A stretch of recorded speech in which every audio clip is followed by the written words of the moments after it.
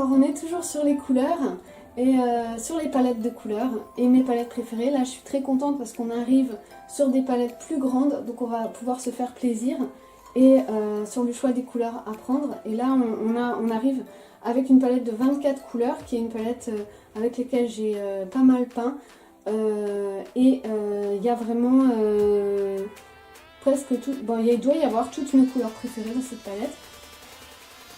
Sachant que avoir trop de couleurs dans sa palette, le risque c'est de faire trop de mélange et de tuer ces couleurs, parce que plus on mélange, plus c'est marron. Alors, en fait, si vous mélangez toutes les couleurs ensemble, ça ne va pas vous faire quelque chose de multicolore, ça va vous faire du marron, du gris, quelque chose de très moche. Donc du coup, l'idée c'est de garder quand même ces couleurs pures et d'avoir des belles couleurs. Donc avec 24 couleurs, on a vraiment un bon choix de couleurs et en même temps c'est pas trop. Parce que pour commencer, il faut vraiment pas commencer avec une trop grosse palette parce que on va se dégoûter, on va pas arriver à la maîtriser. Donc avec 24 couleurs, pour forcément pas pour être en extérieur parce qu'on peut, c'est plus compliqué à emporter. Et puis quand on est à l'extérieur, faut vraiment qu'on ait un rouge, enfin pas beaucoup, on n'a pas le temps de faire son choix, il faut qu'on peigne rapidement, donc il faut avoir une palette limitée. 24 couleurs, c'est plus pour peindre d'après photo en intérieur.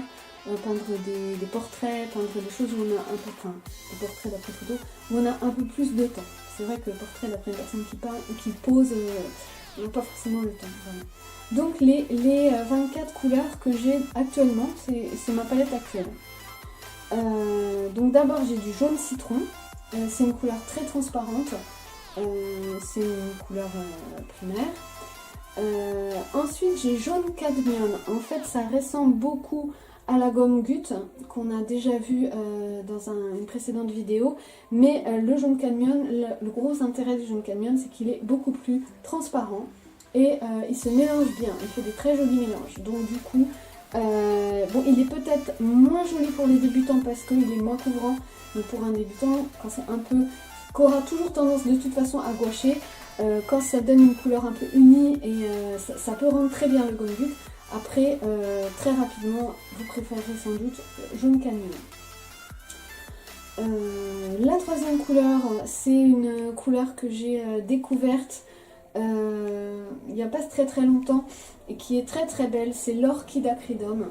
C'est vraiment une couleur dorée, enfin c'est pas orange, c'est doré. C'est vraiment, c'est pour tout ce qui est les fleurs, l'or des fleurs, l'or du cœur des fleurs. Ça rend très bien. En plus c'est une couleur qui se marie à la perfection avec le vert de vessie. C'est vraiment, je crois que les Anglais appellent ça le sap green.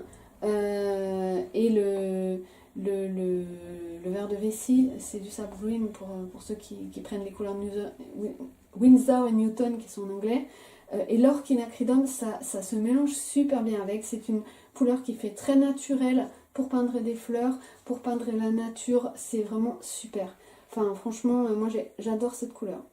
Donc, pour avoir un orange avec 24 couleurs, on peut se permettre d'avoir un orange sans faire de mélange. On prend direct un orange. Donc, je conseille l'orange de Cad, l'orange cadmium, qui est très joli. Moi, je ne l'utilise pas très souvent parce qu'en général, je fais des mélanges, mais c'est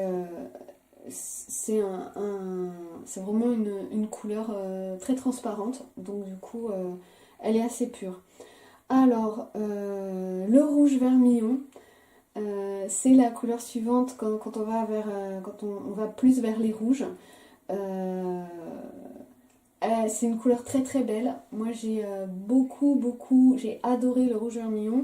C'est mon prof qui m'en a dissuadé. Maintenant je l'utilise moins, mais je l'ai toujours dans ma palette.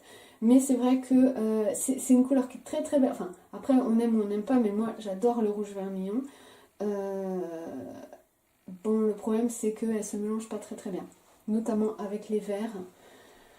C'est pas top. Le rouge de cadmium est plus joli pour peindre par exemple les fleurs, puisque on se doute qu'avec les fleurs il va y avoir un petit mélange avec les feuilles et quelques points rouges qui sont dans les feuillages.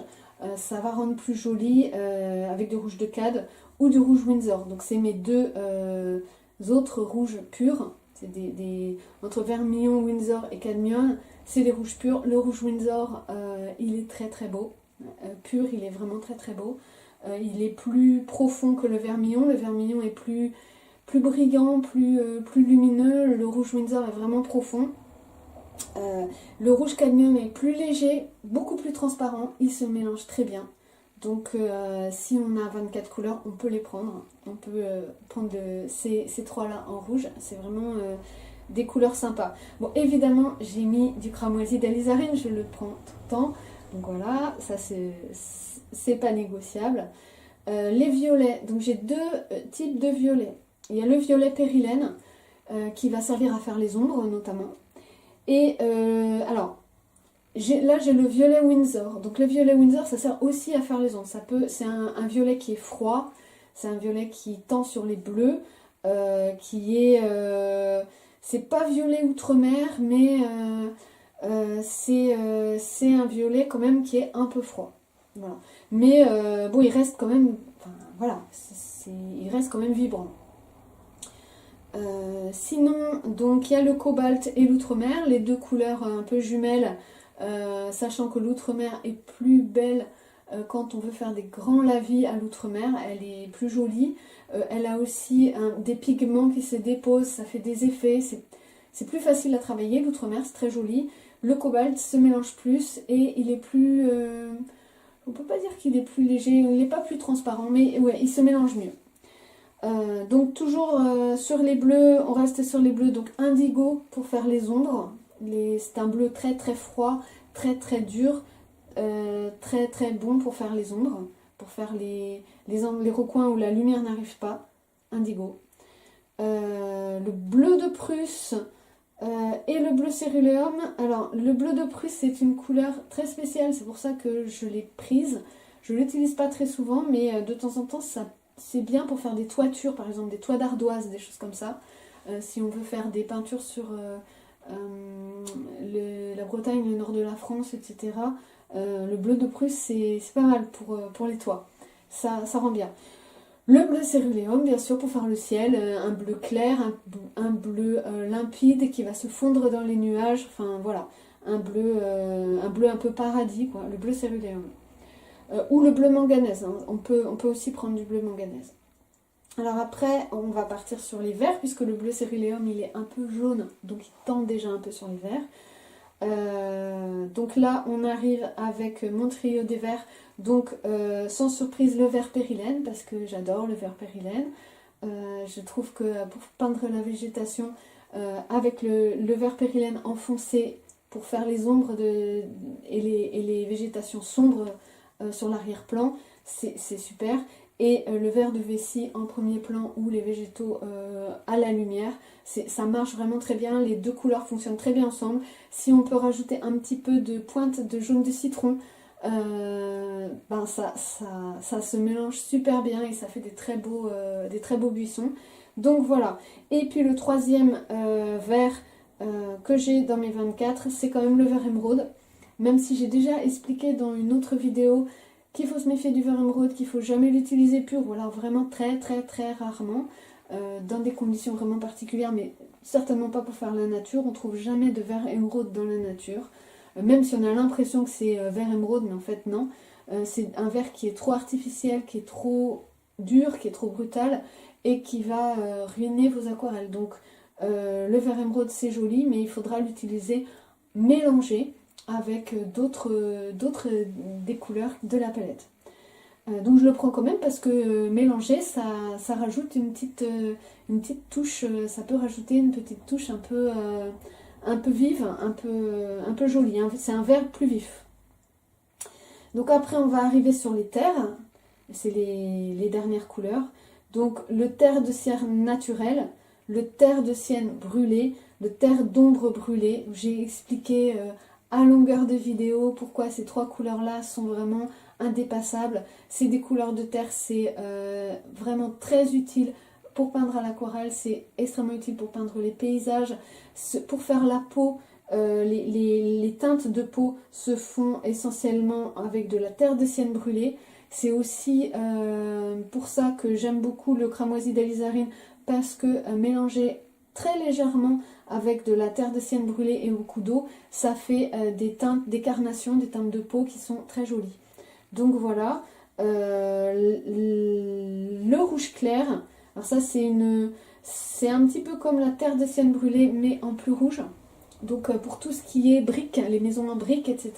Le rouge clair c'est bien, enfin pour faire la rouille aussi, tout ce qui est le fer, hein, pour tout ce qui est un petit peu rouillé dans les paysages, le rouge clair c'est bien. Et puis les couleurs d'ombre, donc là dans cette palette là je me rends compte qu'en fait j'ai du sépia et du noir d'ivoire. Donc évidemment si j'avais le choix, je viens juste de me rendre compte de ça, je mettrais du gris de pain à la place du noir d'ivoire. Et le sépia, bah, c'est des couleurs brunes très très sombres, donc ils servent à faire des couleurs d'ombre. Voilà, donc c'était la vidéo pour les 24, une palette de 24 couleurs, qui est ma palette actuelle. C'est bizarre parce que j'étais persuadée que... Donc c'est ma palette actuelle, ma petite palette actuelle, puisque j'ai une grande palette actuelle avec des couleurs en plus, mais ça on le verra la prochaine fois.